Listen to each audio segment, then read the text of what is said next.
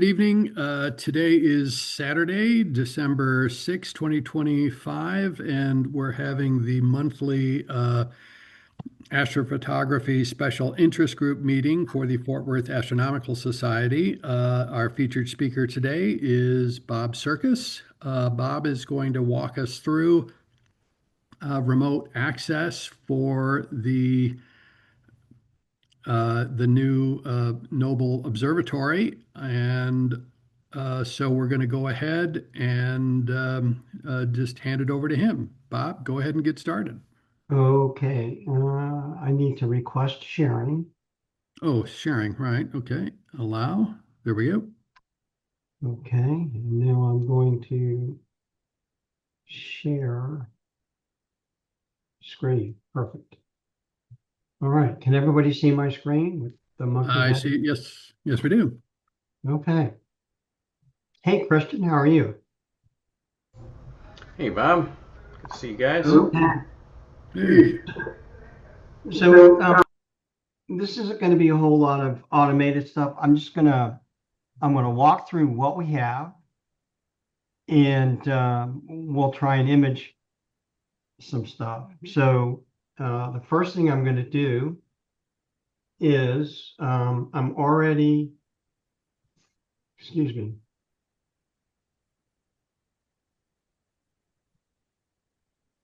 I'm fighting with the toolbars. Okay, so I am going to just walk you through what's inside the dome right now.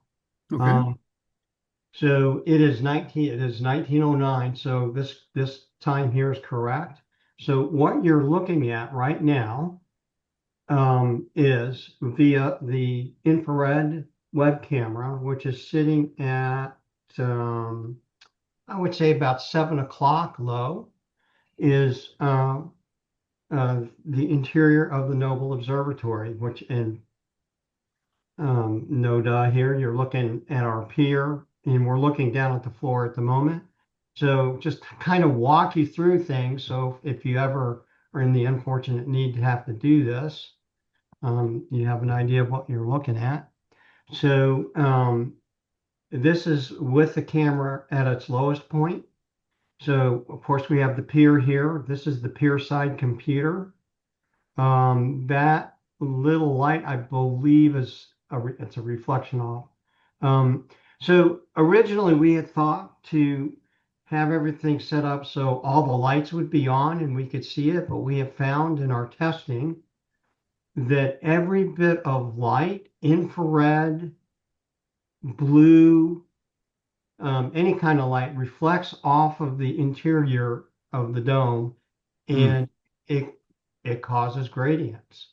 We've gotten about 90% of the gradient problem resolved, and I'll walk you through that in just a minute. So what we're looking at here is the pier side computer. This is What's the the, brand? pardon? What is that? The Nuke, the Melee? It's the Melee 3 or 4 Is, quieter. I can't remember which is one it it is. fanless? Um, And now I will say that these melees are robust. This thing has been setting in the dome since maybe February, March of this year. So it's gone the Wow. entire summer in Okay. there, and it gets pretty freaking hot. So that's the melee computer. Just below it down here is the UPS. That's the Okay. last thing we have to figure out how to automate. Over here, this is the power brick for, I forget what it is, but not that that's too material at the moment. This is our network switch. If this thing isn't working, you're not seeing what's inside the dome. Okay. Okay. So, but it does have a light that's always on. And let's see, this cable here is for the network. This cable here is for the camera. So if this light is on and we can't get to here, we should see some lights here. And then I forget what this cable is for. Oh, this is for the UPS. this black cable here. Okay. So that goes to the UPS. And these plugs here are in a digital logger. I'll walk through that in a minute. This is how we control what's in the dome. We can turn things off and on. And in the background, thanks to Jim McCathren, had just a freaking brilliant idea.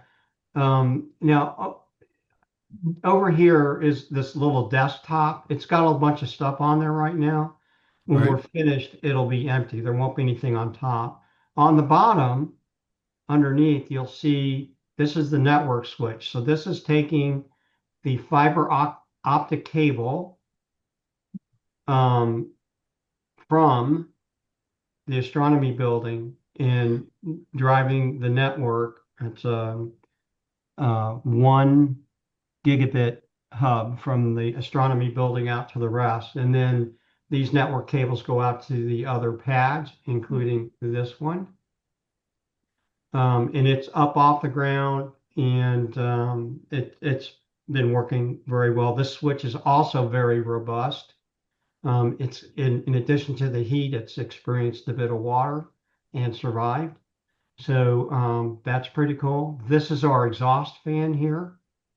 And eventually we'll have that set up to automatically turn on when the temperature, the ambient temperature, gets up above probably 90. And if we get some smarts, we'll also if it gets hot in there during the daytime, we may open up the shutter just to exhaust the heat. So, and again, this is the digital logger. And of course, we all know this is a mount the telescope and all that kind of stuff. Let me minimize that. I'm going to raise the camera up a little bit.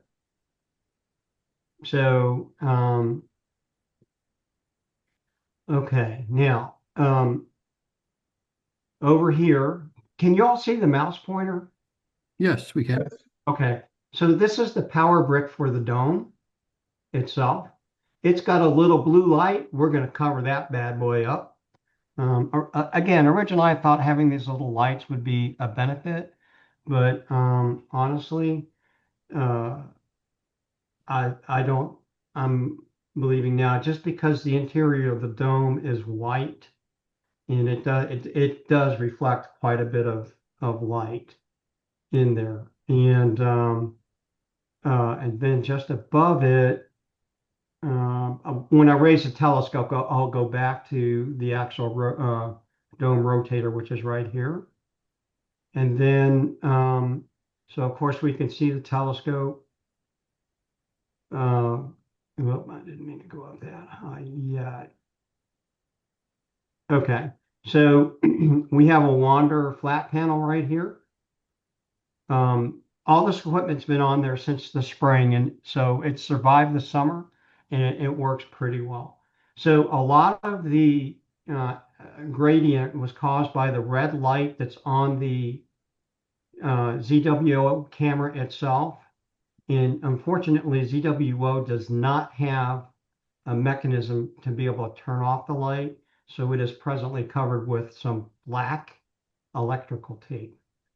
Also, there are red lights on the Wanderer control unit that's up on the top, and when I raise the scope up, we'll be able to see it.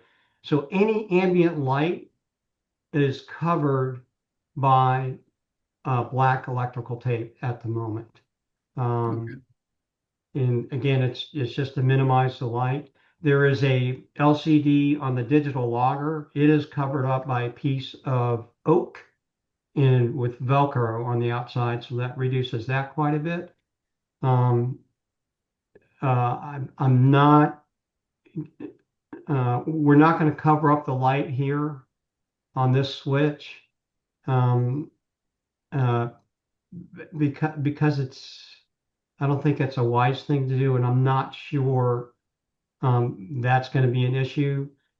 If we find that it is an issue, I think what we'll do is we'll have attach something underneath to reflect the light back into the cubby.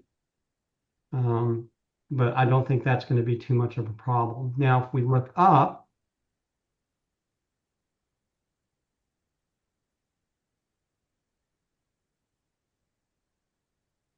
okay, so we can see our shutter.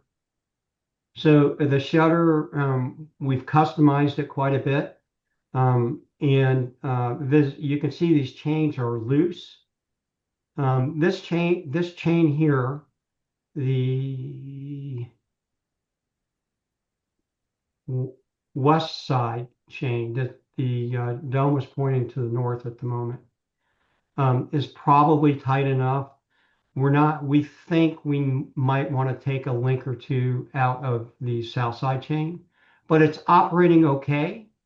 So I'm a software guy, so if it's not broken, don't want to fix it. But the thought process here is to make, if the tension is the same on both sides, then I think we have less risk of a jump. So there's that. And if as we go further up, so the shutter controller, which is this device here, is labeled open and close. So if you're ever in there and you need to open or close the thing manually, it's gotten buttons that, you know, and you can tell which button you're supposed to push to open and close it. I can't read it from here. So it's electrically powered by a 14-volt solar panel, which is installed on the exterior of the dome on the west side. And the solar panel is charging this lithium ion battery. It's 11,000 milliamp battery, which is plenty enough. And if the battery is discharged or close to being discharged, it takes 2 full days to charge it. But it's after the initial charge on, you know, I think we're okay, because during an imaging session, we're going to open the shutter once and close it once. In other words, so if we start an imaging session and everything goes to the end of day, then the shutter is going to close. Or if we start an imaging session and the weather goes south, the shutter is going to close and the imaging session is going to end. Okay. During the daytime, if you're looking, there will be lights down about right here.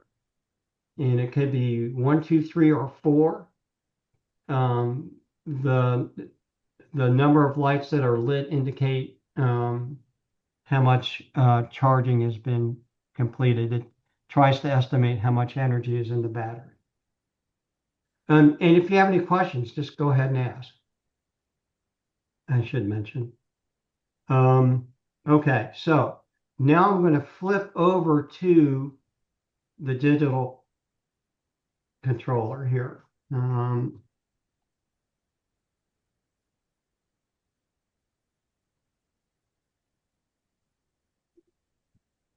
Okay. We think we're pretty close to having this labeled the way we want it. The infrared camera is on number 8, and it's powered on now, but when we start the sequence, it will be powered off. The exhaust fan is turned off because it's wintertime, it's not hot in there. We have 2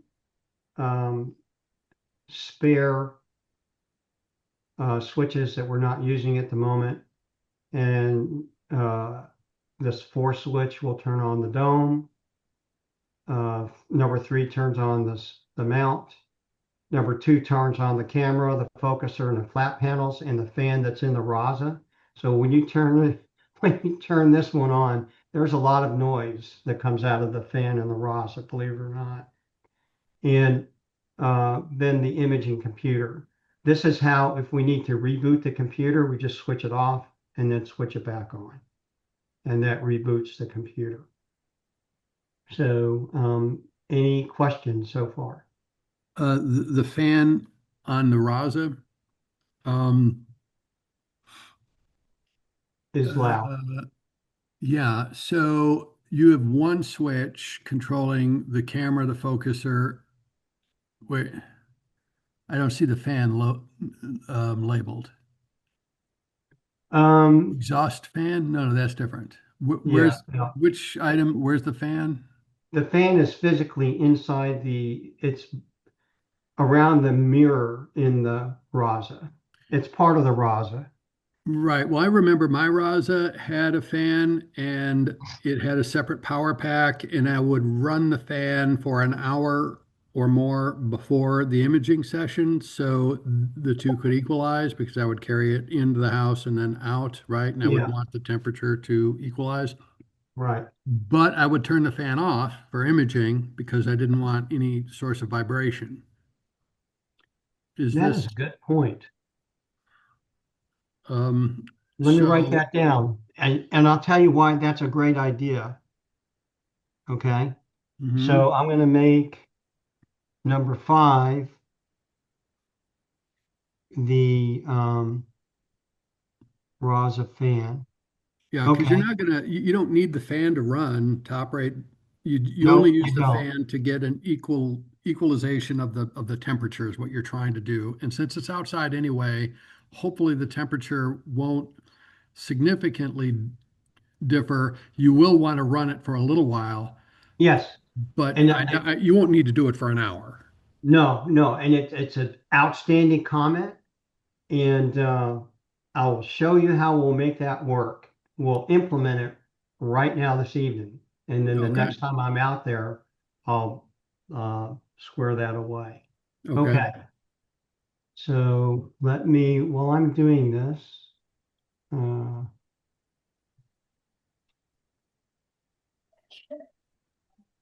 Bless you.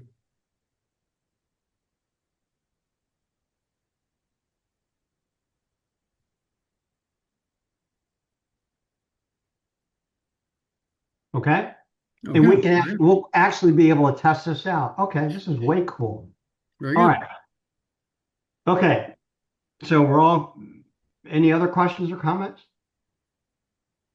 Nope. None for me. Okay. All right. Have you thought about a solar trickle charger for um the battery up on the roof there? Solar trick. You mean this solar charger right here? Oh, that's solar. I'm sorry, I must have missed you say that. Okay, Yeah. awesome. It's I want to say it's 10 by 12 or 12. Okay, If you go on mute. Bob, you have an echo. There we go. All right. Yeah. So I can't remember if it's a 10 by 12 or 12 by 14 inch solar panel. That's facing west.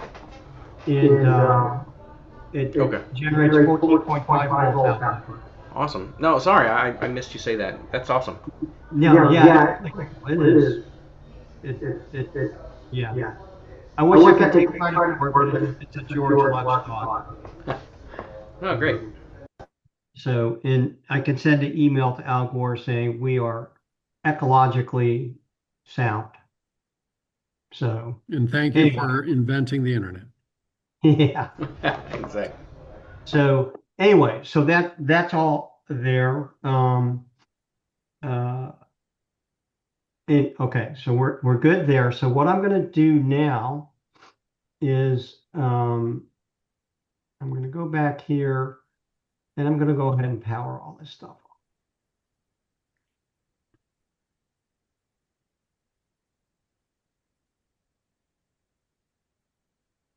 I'm going to leave the Raza 8 fan off.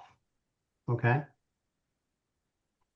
Now, if I come back over here, and I'm going to lower this a bit.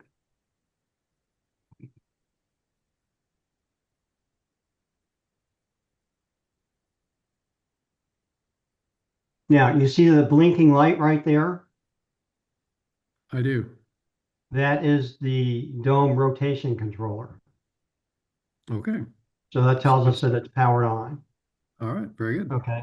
Now, there's some things that we do manually because frankly, I haven't figured it out yet. So I'm going to switch over to our imaging computer, and I am going to uh, first thing I need to do is I have to do this externally on Optron.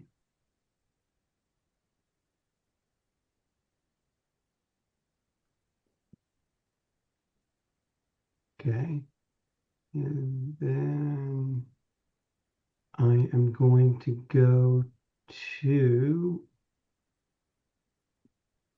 ASCOM Hub.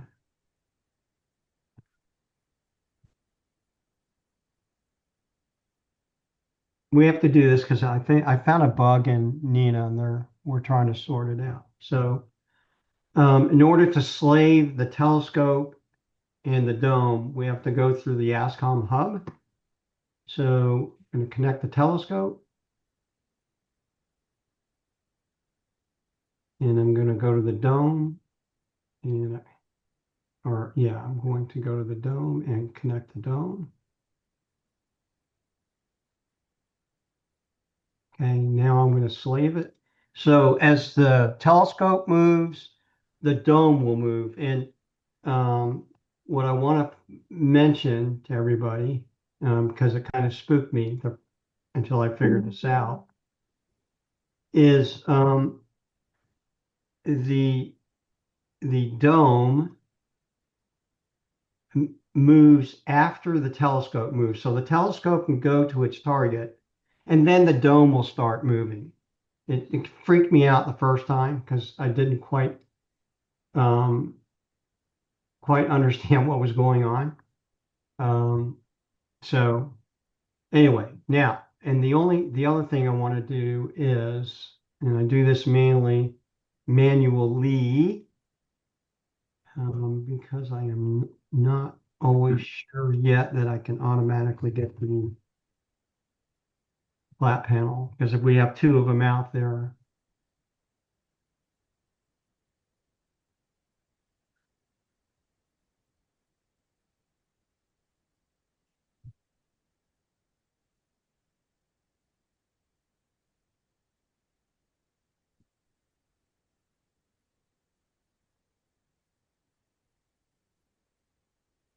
There we go. So we'll connect.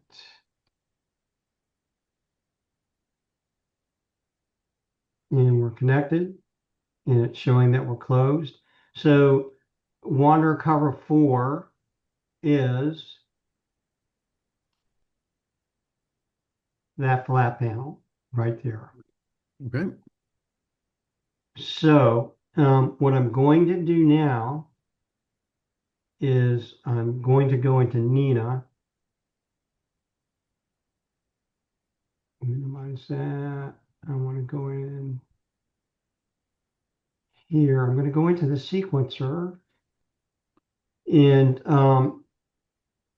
so the first thing it does is right now, actually, I need to connect. Let's go into the equipment.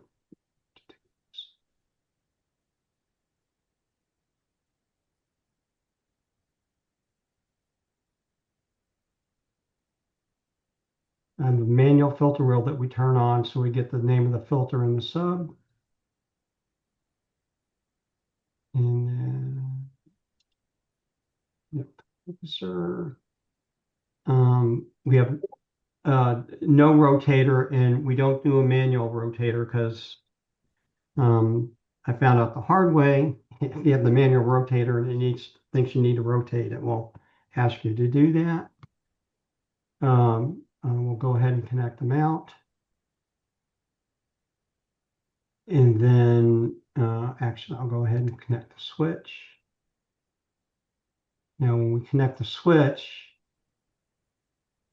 when we go into the sequencer, we'll notice that our switch is set. Okay, so then I'm going to go back to the rest of our equipment and turn on our flat panel. or connected, I should say. Okay, and we need to turn on the weather station. Definitely need to connect to the dome. And we definitely need to connect to the safety monitor. Okay.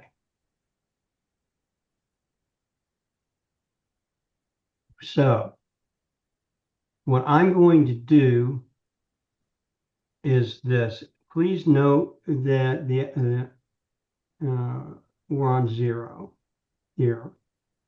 So I'm going to send them out to the 0 position.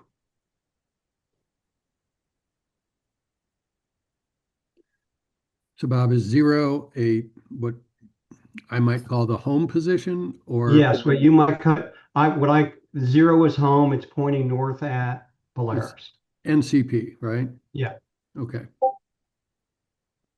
And when it's in the horizontal position, that's the landscape position, that's the park position?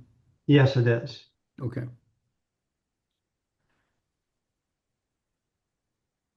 Now, it's possible the dome may move 1.4 degrees. So, um, now the reason I wanted to uh, go ahead and bring it to the 0 position is it's just a testing thing. It's just to make sure the mount and everything's connected. I know what it looks like in the 0 position. And so what I'm going to do here is I'm going to go ahead and show you the magic of, let me minimize. Let me put that right there. Okay, so I'm going to close that and minimize that. And so, for example, just to show you that things are actually working.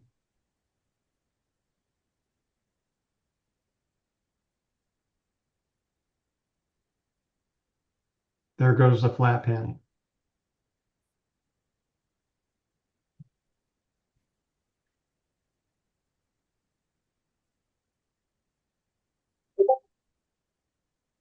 Okay. Cool. And Voila. another test. We go over here. And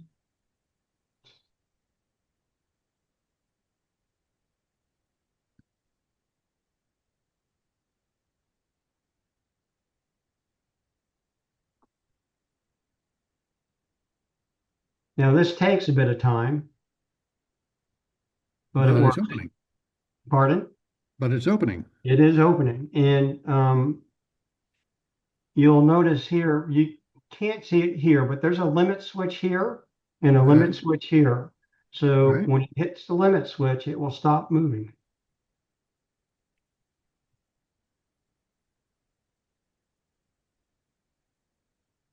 I think I see a star.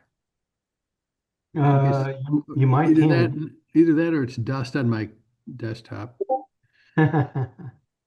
But so remember how I was talking about reflection off the interior of the dome? Oh yeah, This I is, see a bright one. yeah, that's from the camera. That's from the infrared camera. Yeah, this is why we're not allowed to have these at our remote observatories. Yeah. So, okay. So dome's open.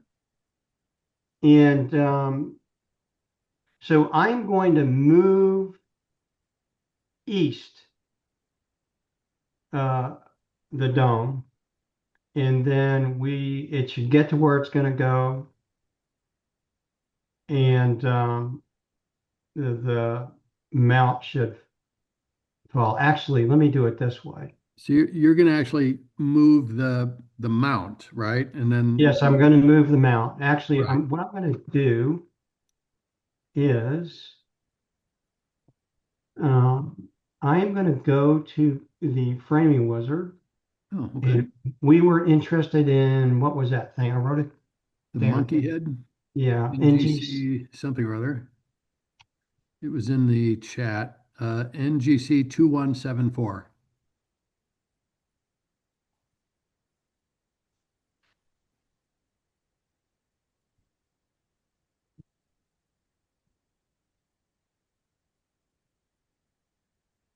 For this demonstration, I'm going to leave the camera on so we can see the activities.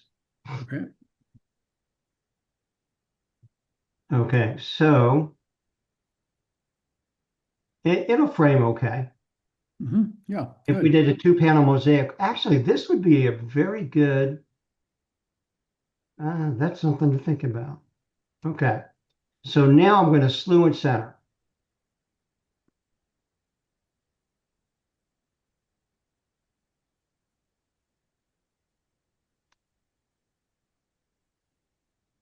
1938, there we go.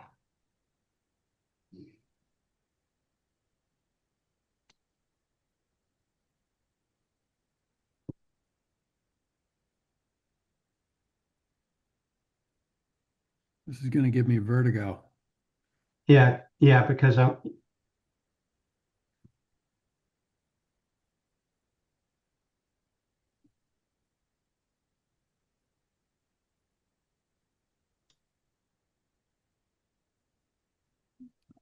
Oh, go sit down. I know. You're a good girl.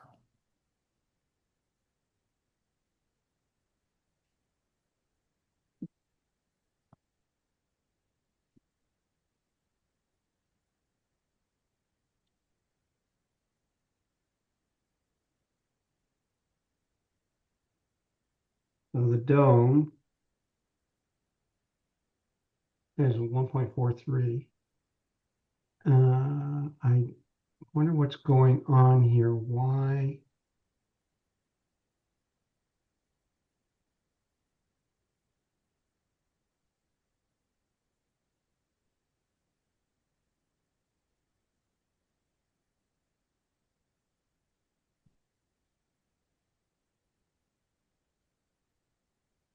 You see a Why does it star? seem like the mount is not moving? Because that looks like Polaris right there.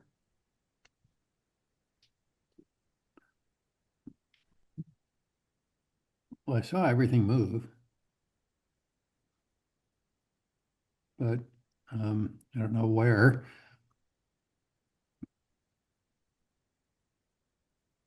Oh, it's pretty low on the, it's pretty low right now. Yeah, yeah, that's what Chris Palm says.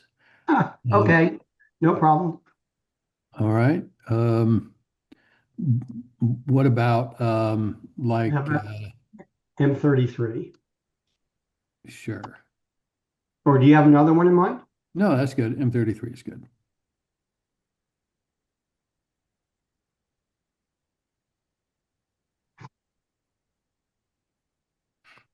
And that should fit nicely in the Oh, yeah. in the field of view.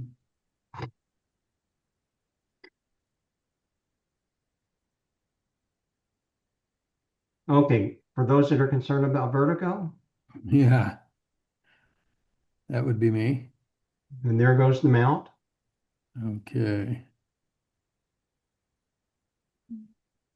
Interesting. So the mount slews first, and then the Yes, dome starts after. Interesting. right.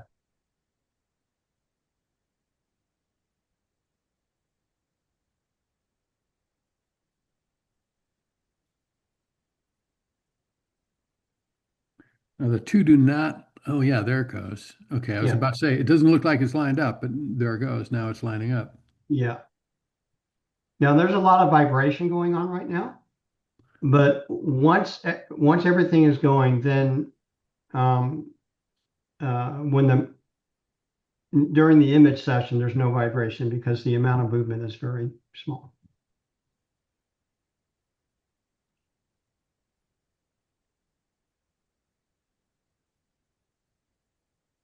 Kind of looks like M31 there. Yep, I can see it. And yeah. And then if we look at,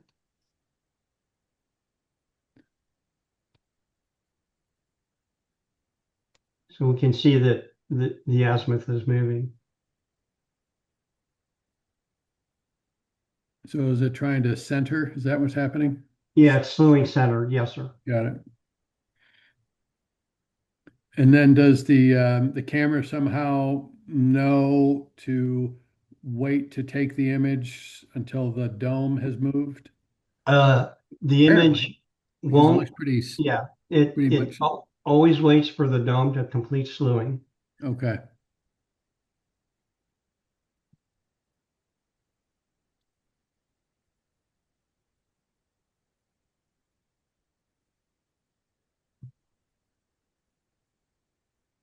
So here we're off by 2 minutes.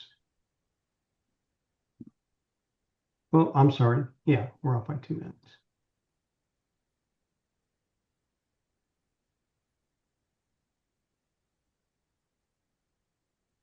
And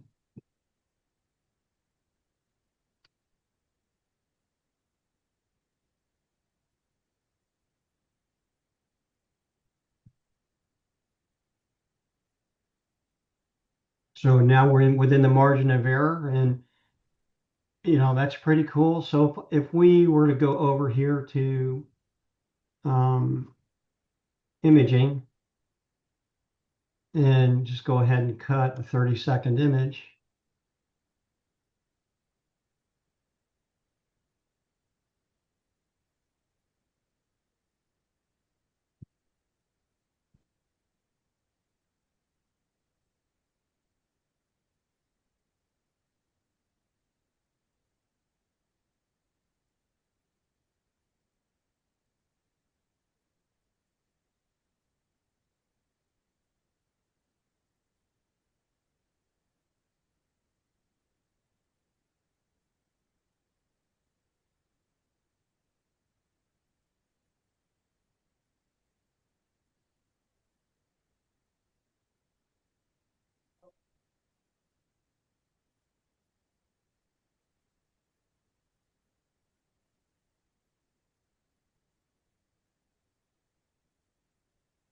That's pretty damn good, don't you think? Yeah.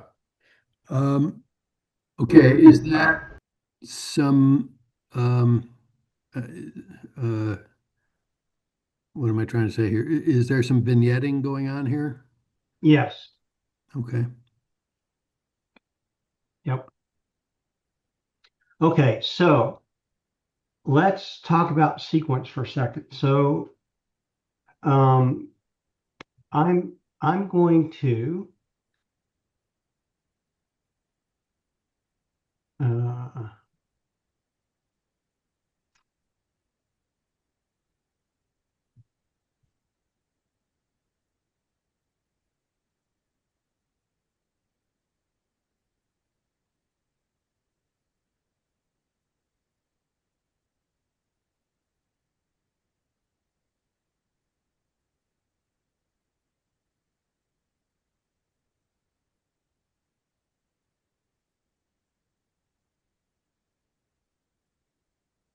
okay,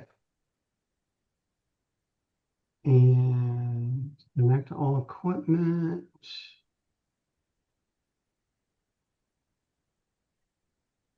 Let's see. This occurs.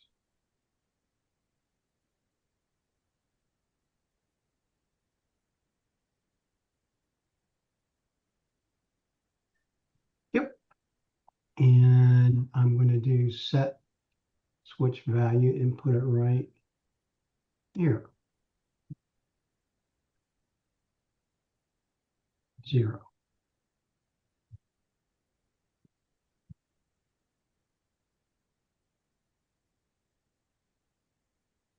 Okay. So what this sequence is going to do is it'll start and it'll turn off the camera. Then it's going to turn on the Raza fan because this thing will automatically start an hour before sunset. Okay.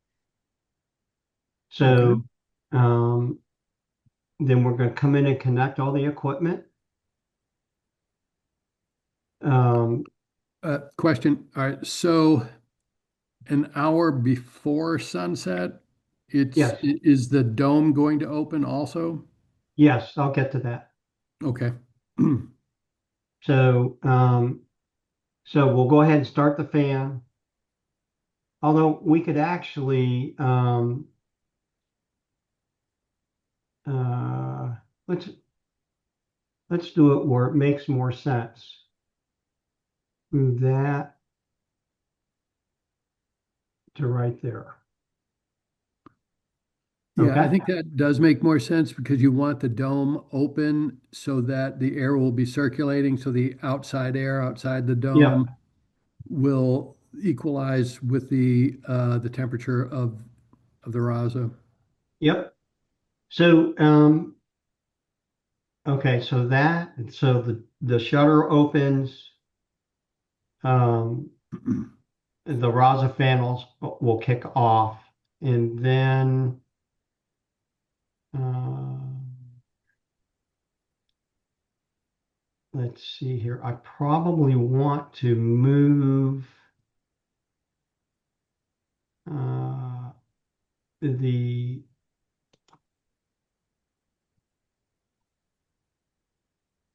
image while saved.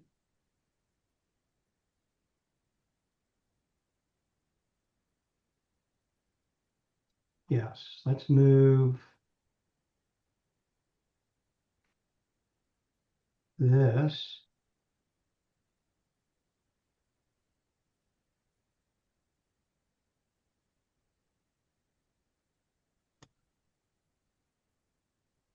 There we go. So that we'll turn off the fan before we start imaging. Okay, very good. So,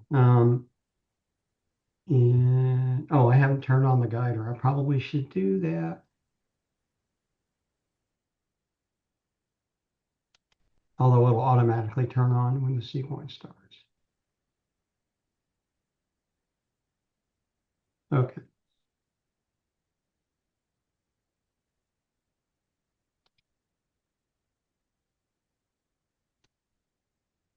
Okay, so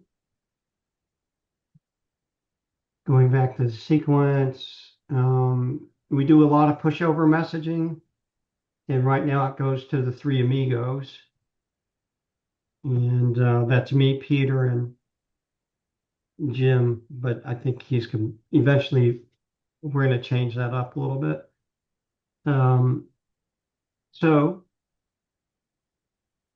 So here we open everything up, unpark the scope, open the flat panel, and all that kind of stuff. And we start the fan. I'm going to save this while I'm thinking about it. Um, and then we cool the observatory. That's happening here.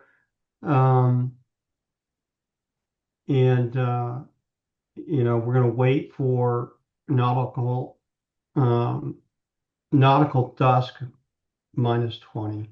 So um, civil dusk, civil. I don't believe in imaging during civil dark. So um, and then here we check if we're safe.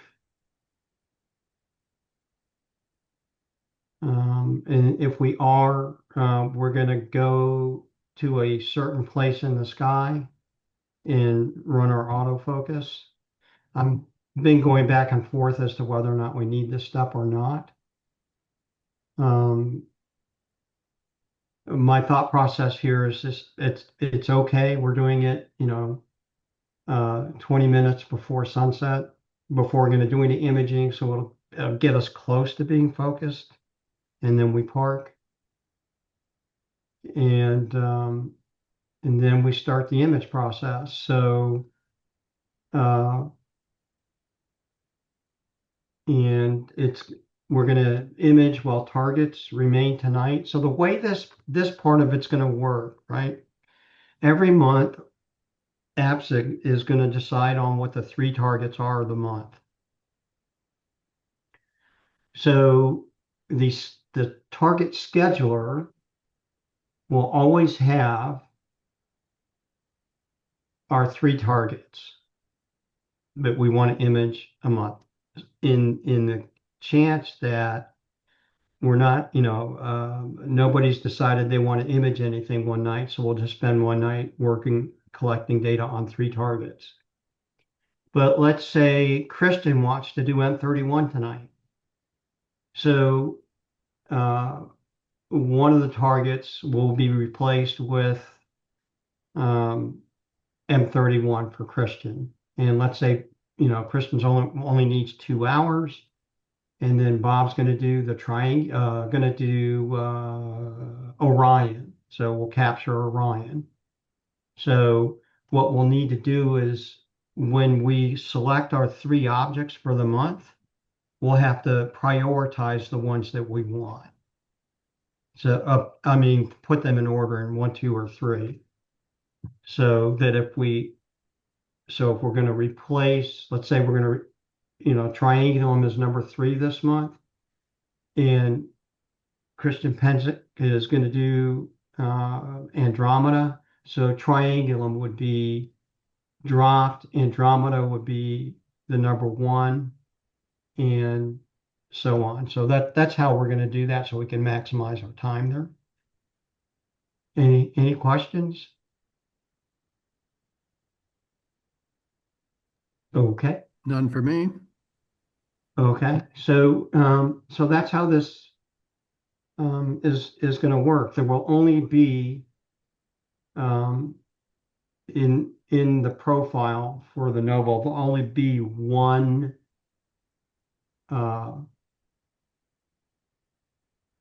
in the list of profiles, there'll only be one profile, there'll only be one project available. And because we're going to have this core setup that every day we're going to copy from the stored setup into the Mealy computer and then dynamically build our imaging schedule. So, okay, any questions so far? No, you skipped over one thing, and maybe you intend to come back to it. If you do, that's great. But what is the sequence? First of all, what determines that it is safe, and what's the sequence when you get a not safe Okay, situation? so what determines if it's safe? I was prepared for that.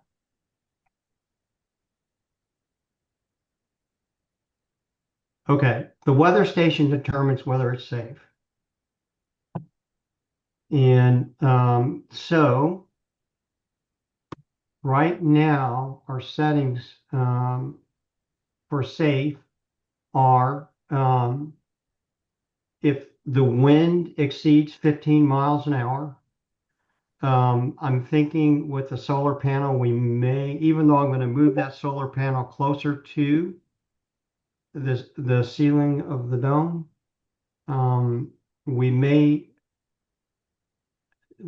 Jim and I are having all kinds of discussions in the background of what is safe and what is not safe. One of the things I've figured out is it's possible, for example, for Jim to run the weather station on his Mealy computer and connect to the weather station. So he may have different parameters than what we do. So, but we're still trying to sort that out. So if the wind limit, okay, yeah, because the wind limit for the dome could be 15 miles an hour because we have a shutter, right? In Jim's observatory, which is a clamshell, his wind limit may be 12. So, we may want to do something there. Humidity, if it's over 90%, that will cause an unsafe condition. If the temperature drops below -10, that's an unsafe condition. That's -10 Fahrenheit. So we have an option to alert if we get close to the dew point, and an option to be unsafe if it's daylight. Originally, I had daylight enabled.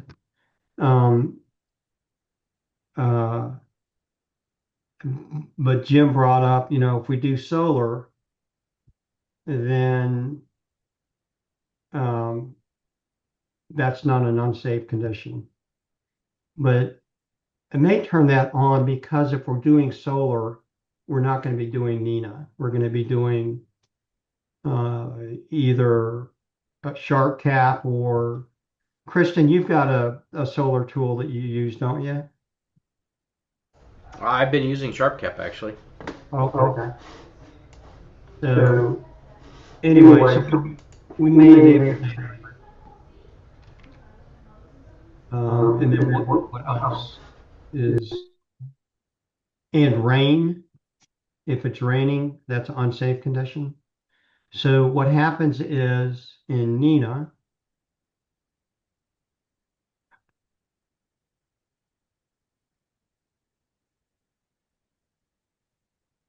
uh,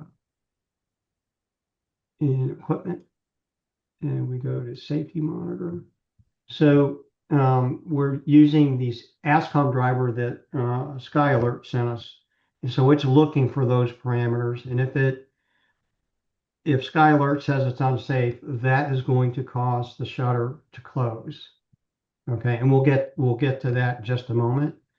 The other thing I'm working on is I had it working and then I had to reconfigure something and I lost my notes. But the other thing we're going to do is if the UPS detects that the main power goes out, that's going to be an unsafe condition, and it'll send an unsafe condition, and the shutter, the sequence will end basically.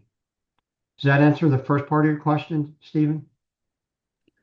Yes, it does. So basically, unsafe or safe is going to be determined by information obtained through the weather station we have there, Yes, and it sounds like the UPS device.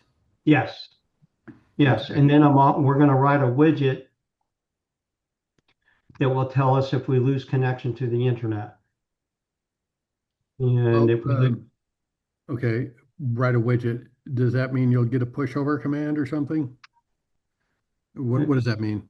it means I'll write some code and I'll write a separate I'll actually write an ASCOM driver that wakes up every so often and make sure that we can get out to the internet. Because if we can't get to the internet, it's like a power outage. Okay. So we should close up. So what's going to happen when we're unsafe?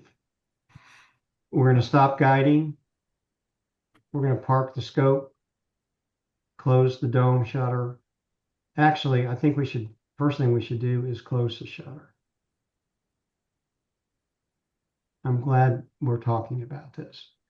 So we'll close the shutter because and most likely, if it's unsafe, it's because clouds are rolling in and it's going to rain. So we want to protect our equipment. So we'll close the shutter first, and then we'll stop guiding. And we don't care, in this case, that the HD2 is going to complain about losing stars. Then we'll park the scope. We'll send a message to push over.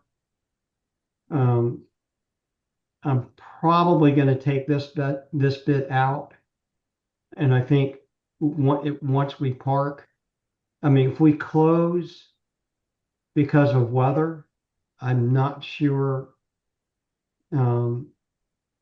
that we should open back up after the weather clears. I'm just not sure yet, but right now we do. So we'll wait until it's safe, and then we'll wait another 5 minutes. Then we'll do another wait until safe. Then we'll open the shutter and continue with the imaging.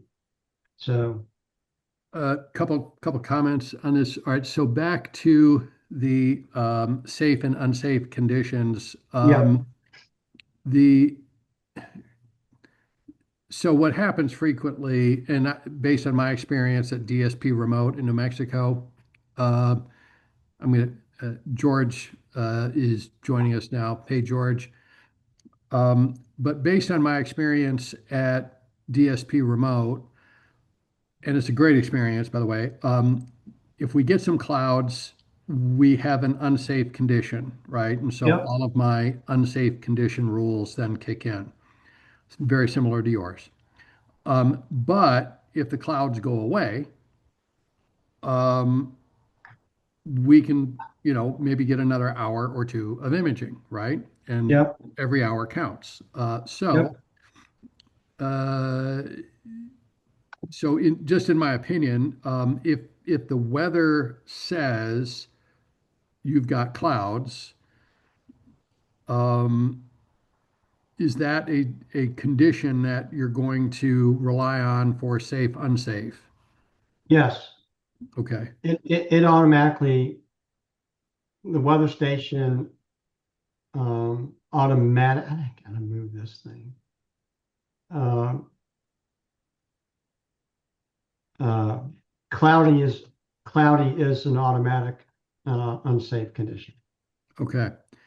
Um, then one other thing, I was just looking at um, your instructions in I think this is hibernate while unsafe. Okay. So you're going to close the dome, stop guiding. You're going to park the scope. Do you want to set your flat panel to close? Is that serving as a sort of a cover for the telescope? That's a good point. The flat panel, why is this not? Oh, that's a trigger. Um, um, yeah, that's a good point. So,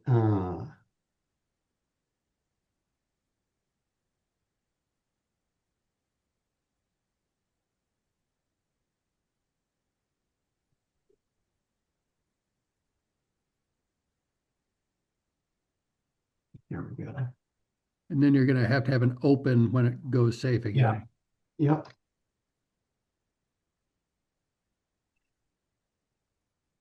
Believe me, I've been experimenting with all of these things, and so I'm a little bit familiar with these. And if you don't do it right the first time, well, then you get uh, Surprises. then you get surprises, or what I get are failure notifications on pushover. So, Yeah. So then, guide.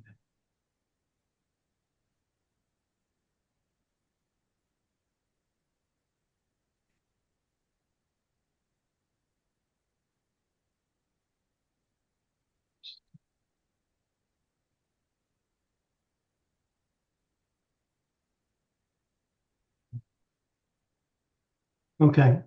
Yeah, we haven't had a chance to test our unsafe conditions, right, or I've been too excited to capture data to mess around with other stuff.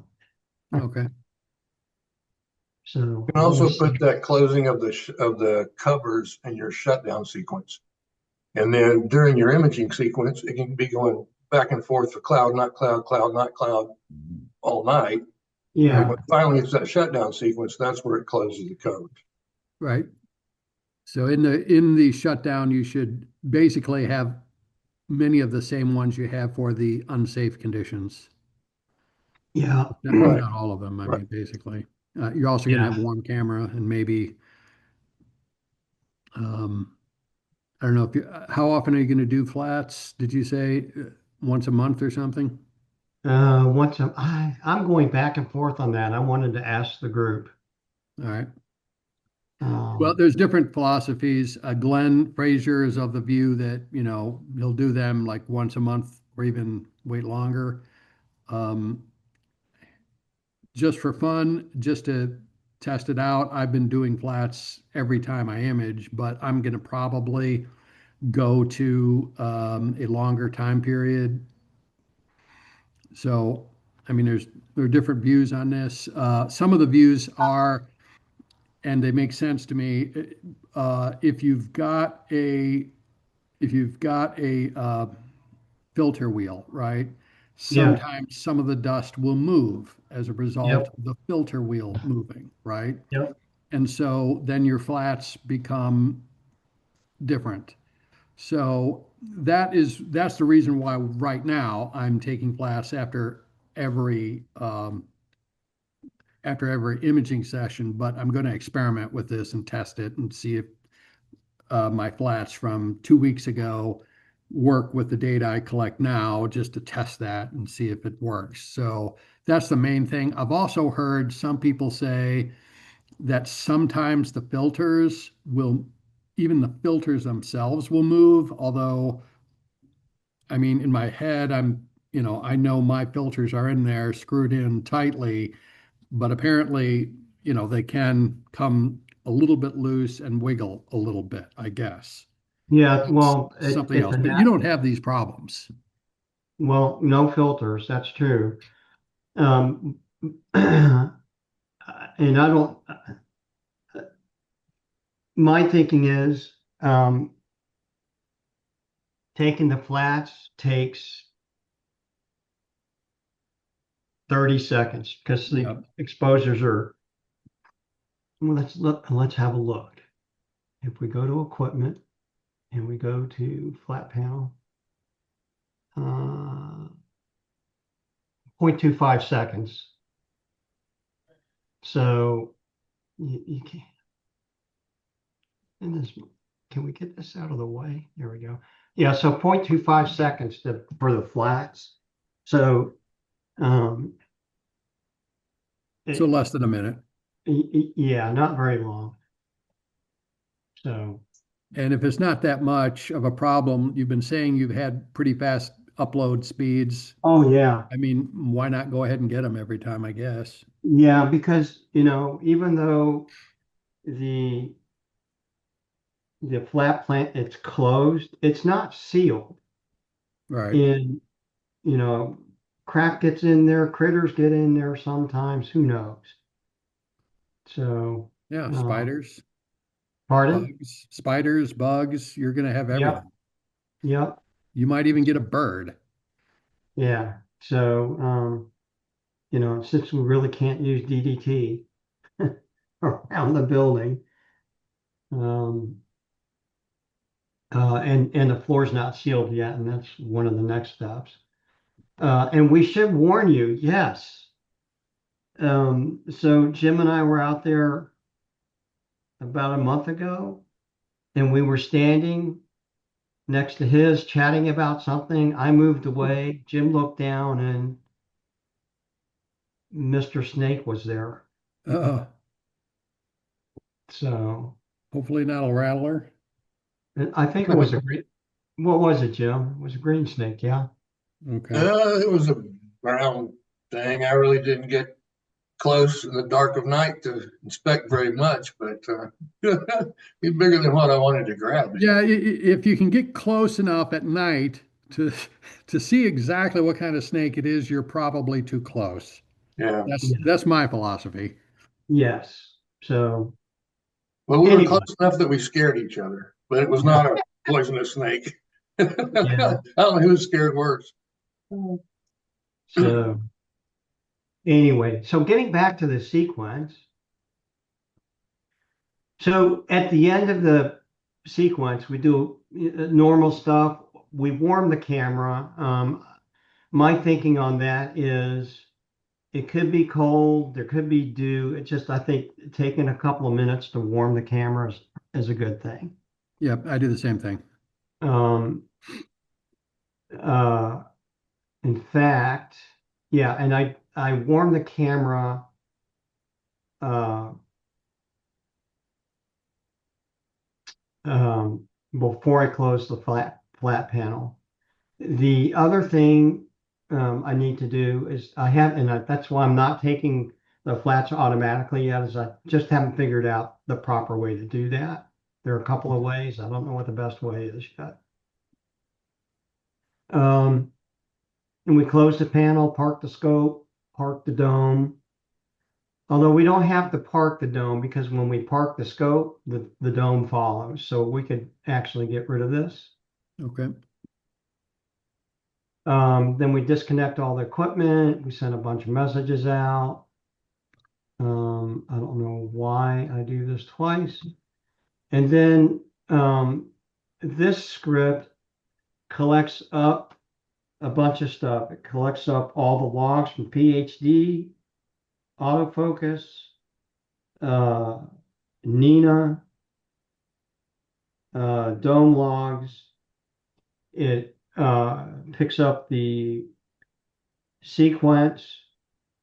It picks up the target scheduler stuff, puts it all into one zip file and sends it over. Is this a script you came up with? I stole it from somebody else. Okay. So I'm a software engineer. All right. So, And if I have to build something from scratch, I've failed. all right, I get it. So I guess my question is, so is this kind of script something where you have to go in and manually enter specific parameters? No, but I modify the script so you can. I'm happy to send it to you with some instructions on how to do it. So it Okay. takes a configuration file. You tell it what to do. Okay. So Not that I mean, I know what my script does, or what my system does, but I mean, it might be something I want to add at some point. So sure. yeah, so but what happens is when this file shows up on the data collection point, that tells us that we're at the end, and then we do all kinds of reporting. So how many images, what the quality of, we do some reporting on that, and then we get everything zipped up, send you an email that says your data is ready. Okay. So, um, any questions on this part? No, none for me.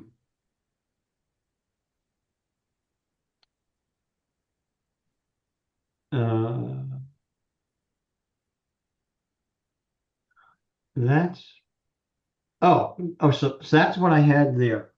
Okay, so if there's no questions about that, I wanted to talk about how are we on time? Okay, I don't Good. want I've got a, well, I mean, look, it's only 8:15. That's fine with me if we go over, but I've got another question when it goes back in, when it goes from safe and then you wait until safe and then you've got the sequence, right there. So you're going to open, you're going to unpark, you're going to open a flat panel. Don't you need, will it just automatically slew to the target position to start guiding? yes. Okay. Yep. All right. Very good. At least in theory, that's what it's supposed to do. That's probably Because a loop condition, maybe. yeah, yeah. Oh, you know I'm what? not sure. You know what? We shouldn't park. I don't think we should park the scope. Hold on. If you've parked it, you've got to unpark it. Well, Right. if we park it, it's moving.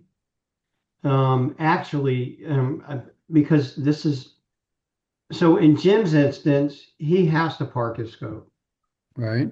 because of his clamshell and being able, he has to do things in a certain sequence. We're in a dome. All we need to do is close the shutter and close the flat panel. We don't have to park the scope.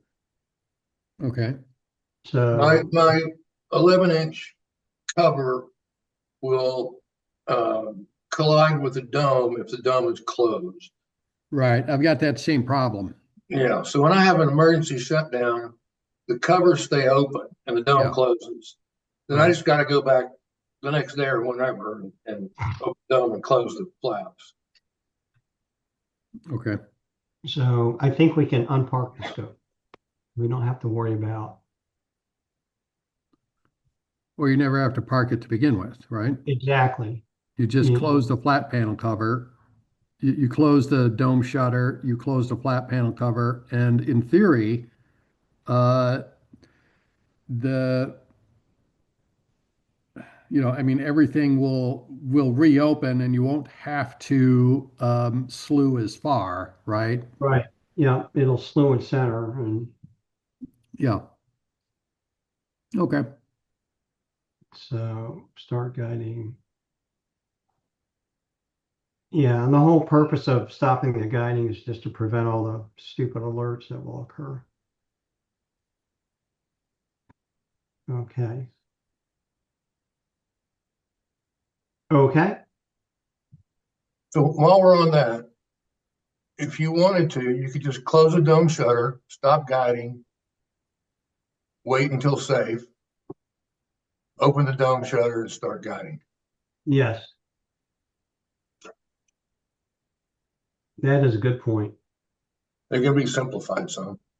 Oh yeah, no, It's just going to keep tracking. yep. Close dome shutter, stop guiding.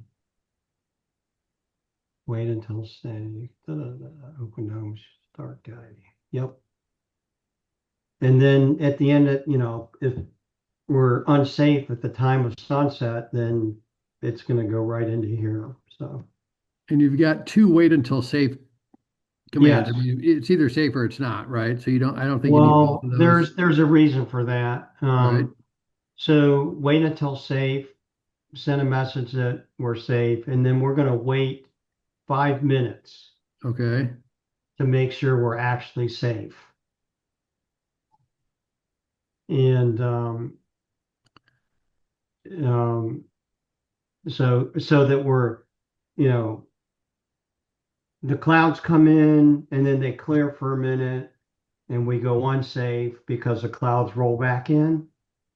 So we're waiting 5 minutes to make the presumption being that we're actually clear. Right. But I mean, if you get an unsafe condition, then it'll just go into the unsafe routine, right? I mean, this is fine with me. I'm not, I just want to make sure my logic is correct, right? So my logic is, let's say you wait until safe, it triggers safe, you get the message to push over, and then you wait 5 minutes, which is perfectly reasonable and prudent. But during that 5 minutes, let's say you get an unsafe condition again, right? So it just triggers the unsafe instructions right there as soon as that unsafe condition hits, right? Not when you're in a delay. Hmm. This is a block. Wait for time. So if I you've got think. an unsafe condition, that unsafe condition will be paused because of the wait for time. I'm not sure. I Hmm. got this from actually the author Okay. target scheduler. I have to go back and look at my notes. Um, The wait for time span just suspends that flow in that container. yeah, you're right.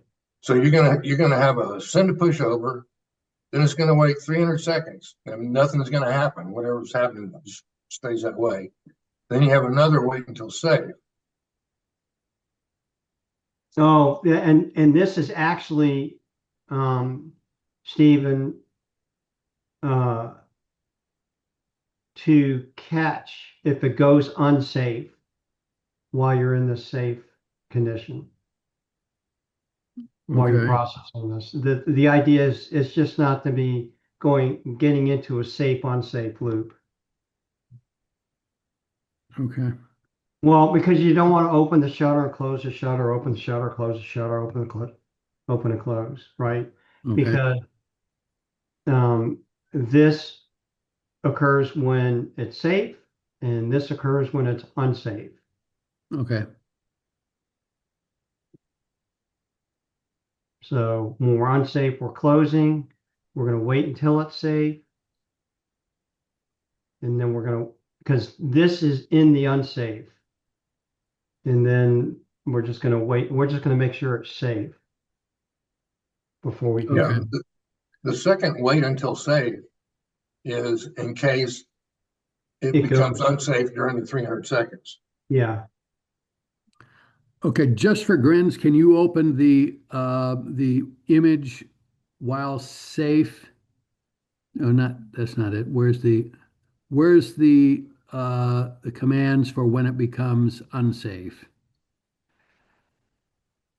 Hibernate while unsafe. Okay. Yep.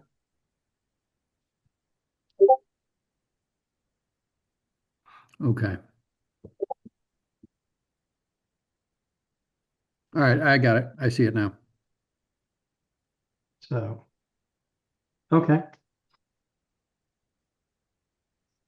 So And when then, it becomes safe, you've got the trigger to restore guiding, meridian flip when needed, and then it will loop while it's safe until the target scheduler condition are met, and then yep.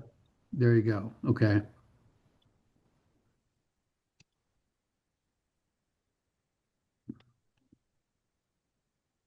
Center after drift. I don't. Yeah. So park the scope. Park.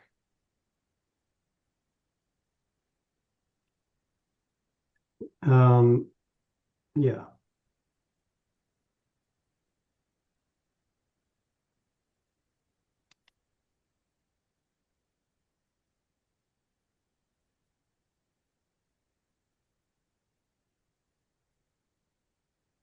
Oh, that is way off.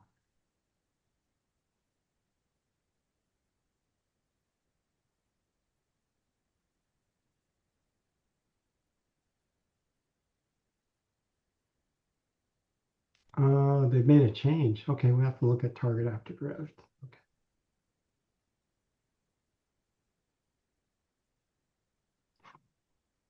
Okay. Yeah.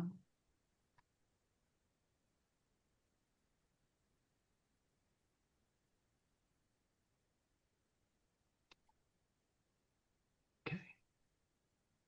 All right. So, okay with the sequence? And Yep. we haven't fully vetted the sequence yet. So, Sure. we haven't done any real testing here other than, we've made it go unsafe and saw the shutter close. That's it. Okay. So, I spent a week in Las Vegas at a technical conference last week. So, um, a lot of the discussion was about what we call agentic uh, AI, artificial intelligence. So I am now thinking that maybe it's better for us to use AI where you can type or say, I want to image the Monkey Head Nebula at 8 o'clock on December 6th. And then we have our agent go check to see, okay, can we image that? Oh, no, it's too low below, it's below the horizon. If that's the case, say you can't image this until 11 o'clock on the 6th, and you can go for N number of hours, or you can't image it because someone's already got time scheduled. So what do you guys think about that? Or do you want to have a website? Um, so Bob, back the train up a little bit. So are you saying that instead of us going online to enter the target information, AI agent would do it for us? Yeah, you just tell it what you want to do when you want to do it.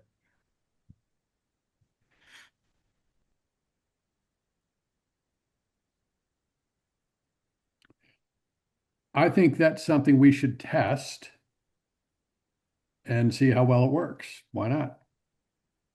mean- I'm asking because it's an investment in time either direction, and Oh, I don't want to do it twice. maybe then, maybe we should just get it functioning and take a few images first before we invest that time. Uh, I I just would love to see us successfully produce a couple of images using the Noble with the Raza as you've got it set up, and we just have some very basic things that we know we can get, triangulum, easy, um, Horsehead Nebula, easy.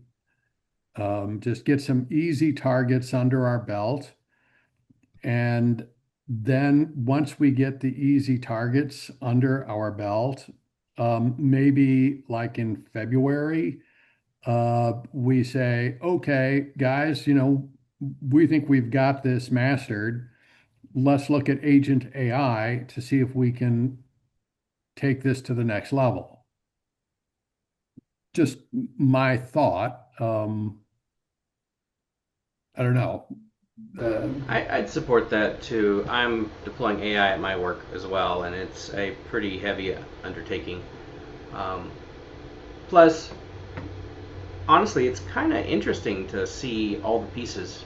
I feel like I'm doing more of the astronomy, if you will, myself by at least turning on all the devices. And not that it's eventually it's obviously it's not as fun. You just want it done and get the imaging, and you want the data. But I think having it optional as well might be a good idea, especially if Bob is excited about working with it. But yeah, I think getting it working first Okay, is a good idea. keep in mind, the intent is nobody except for 3 people will be working directly on the Mealy computer. Nobody. So you will not be able to build your own sequence. It doesn't matter what tack we take, whether Oh, okay. whether it's through Google Form or whatever. Um, you no, it's because it always needs to be in a consistent state. All right, so Bob, I think it's a good idea to do, but I would like to schedule doing that in, later in the first quarter of 26, Okay. just so that we can accomplish our objectives now of having a sequence fully operate and do a couple very easy targets, push that out to the club and say, hey, everybody, the money that we invested in this really worked. Okay. Yep. And now we're taking it to the next level. We're going to incorporate AI where people will be able to do exactly what you just described. And we'll report that to the club that's our next thing that we're going to start working on. And uh, then maybe by beginning of second quarter, we'll have all the wrinkles on that ironed out. And then we can announce to the club, we have taken it to the next level. Now we can do this using Agent AI, and boom. Okay. So, That sounds great to me. all right. That's perfect. It's actually what I wanted to hear. Okay. So, um, at the moment, I think this is going to tell us we're going to have close to 100 gig worth of data out here.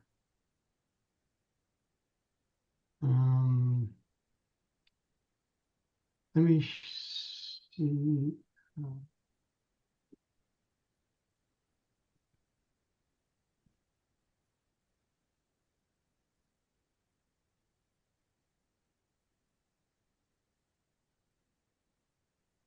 We have, come on.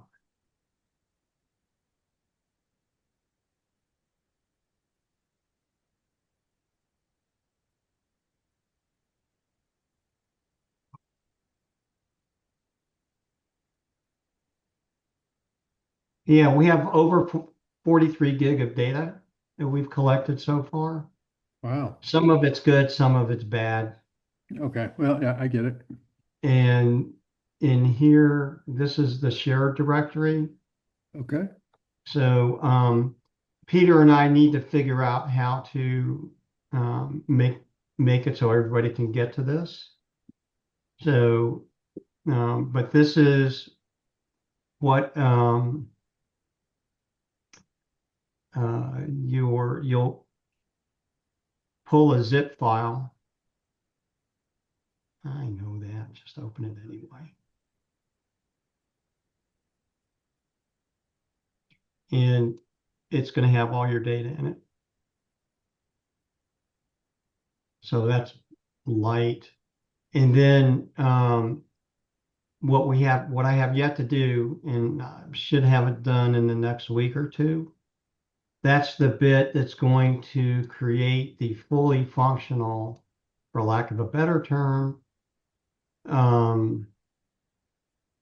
let's see here. Is it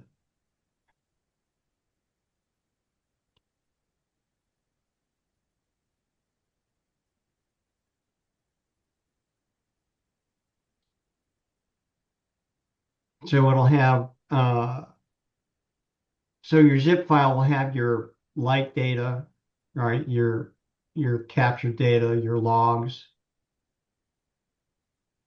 um, and calibration and your calibration data. So I guess what I'm saying is that when you go to pull, this, let's say you did the Pleiades,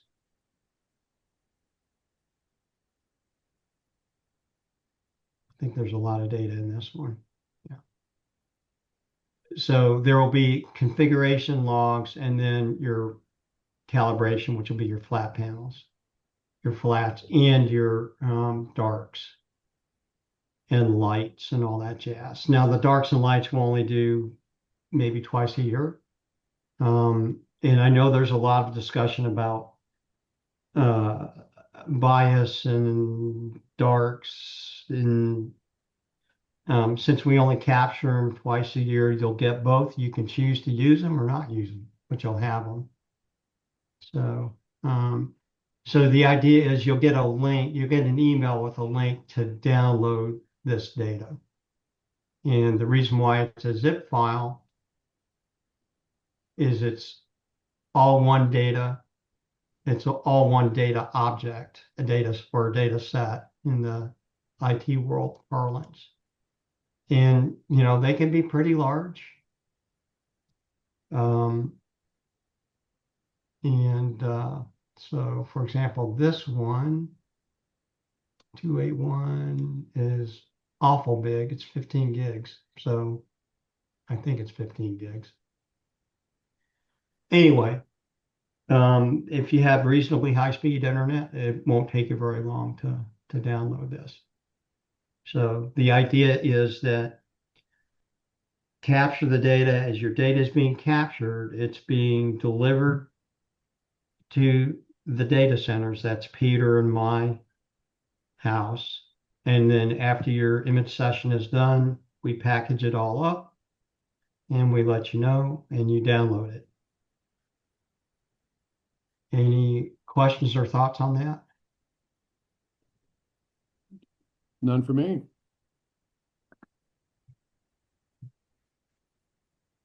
Okay. I'm going to go ahead and stop sharing.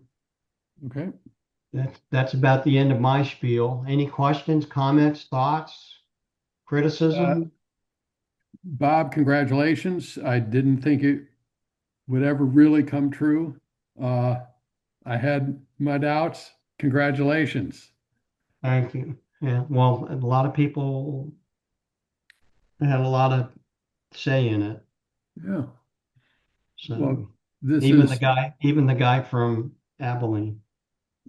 yeah. The unnamed guy. Huh? Nothing. Thank you, Jim. Great job. Appreciate your help. Uh, okay, so let's talk about the Christmas, not the Christmas party, the holiday party, right? Yes. The holiday party. Um, eh, yes, thank you, Chris. So for the holiday party, Mhm.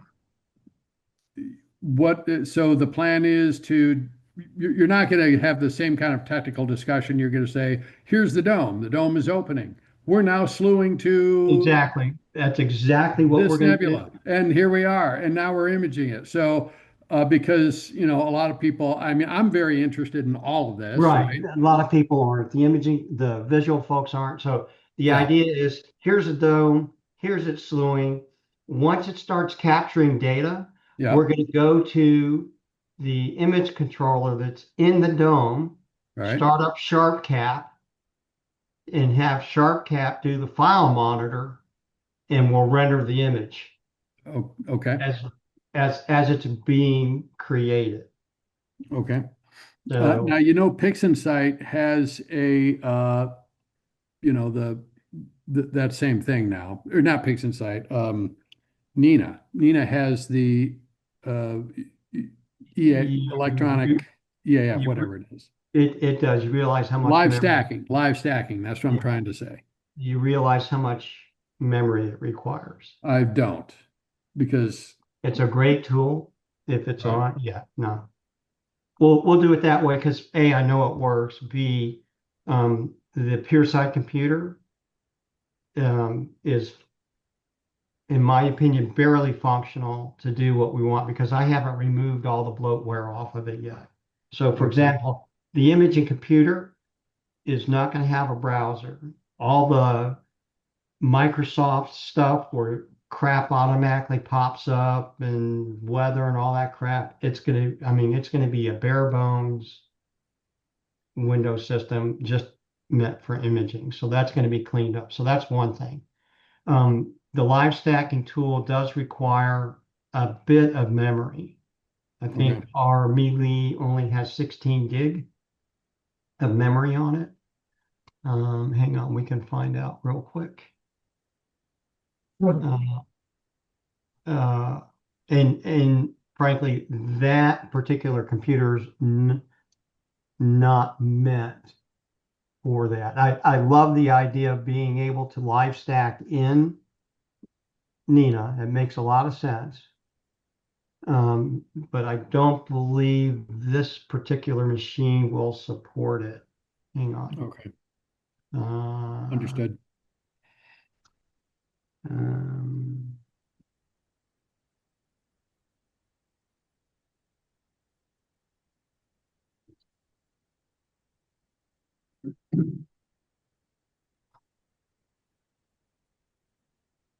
I can't remember Windows.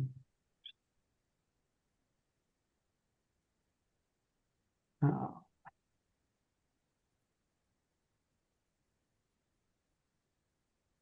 settings.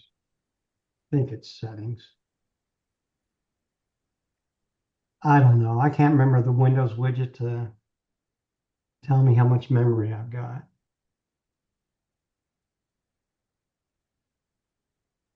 Uh,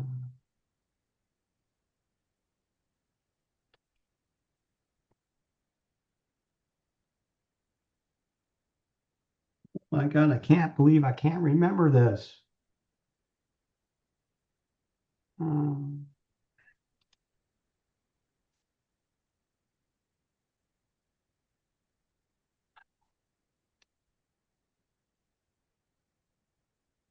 I can't remember. Uh,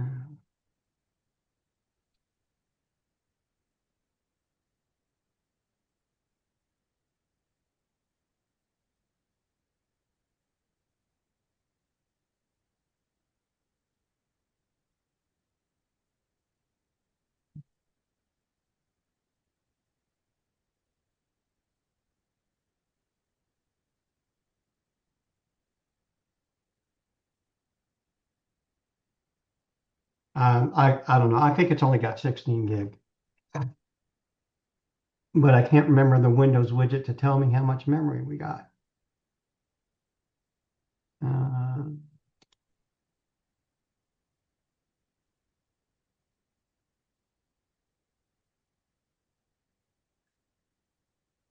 Hang on, I'll do it this way. Go to settings, No, I don't think it's in settings. settings, and then systems, where it is on my Windows.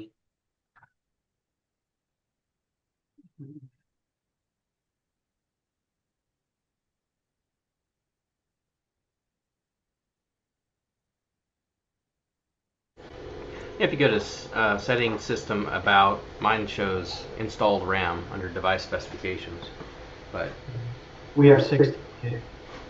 yeah. I know what we purchased. We have 16 gig. Yeah. Settings, systems, scroll all the way down to the bottom of system.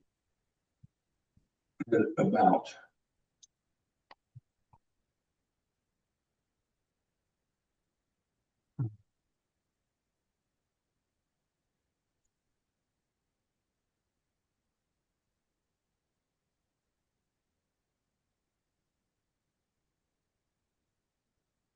You know what happens? You go to Vegas, you leave your mind. 16 gig. That's just not going to be enough, to be honest. So Basically confirms what you already knew. yeah. So All right. Well, very good. Any other questions from anybody?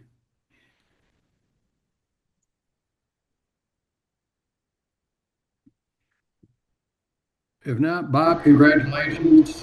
Way to go. Christian, did you have anything final? No, just thank you, Bob, for all your hard work putting this together. Yeah. yeah, no problem. Jim, you're not coming to the Christmas party, are you? No. I'll pay for your gas. No, I won't be making it. Do I need to be there? Well, I was looking for a volunteer to pick up. I forgot to bring the screen that's sitting in the Noble Observatory the last time I was out there.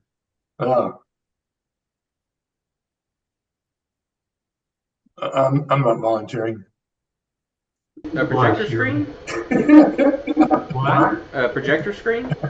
Yeah.